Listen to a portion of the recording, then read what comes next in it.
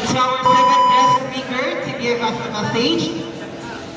Please help me welcome Ana Marie Gulanes from FM Radio 94.3 FM, Manalo City.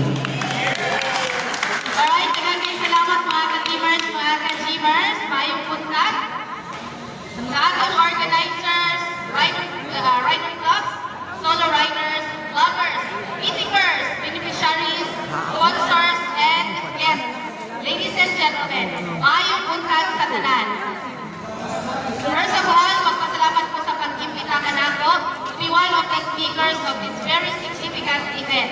O mamahimong titik o kamahin sa paghatag o kusog, kadasig o paglaog sa anuha ka mga individual, diin maway makatawag sa hinimusang tabang pinansyal o supportan moral alang kanila.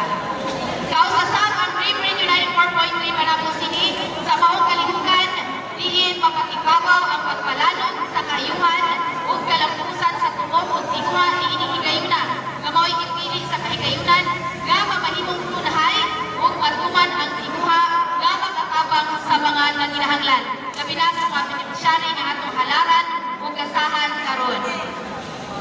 Ang pakikiusa o pagpigit sa susama ni ining kinuhatan ng pamatuhod sa usa ka kinunanay o pinasingkasi nga pagtulol o way pagtuhaduha sa pagpaampit sa grasya nga ginalit sa labawang pagkagagahog. Usa, ang ayan nga atong pasalamatan ng Ginoo sa pagdiya ang atong tanan o paghatag kapasmog aron nga matuman kini bangong mahinungkanon nga lakang.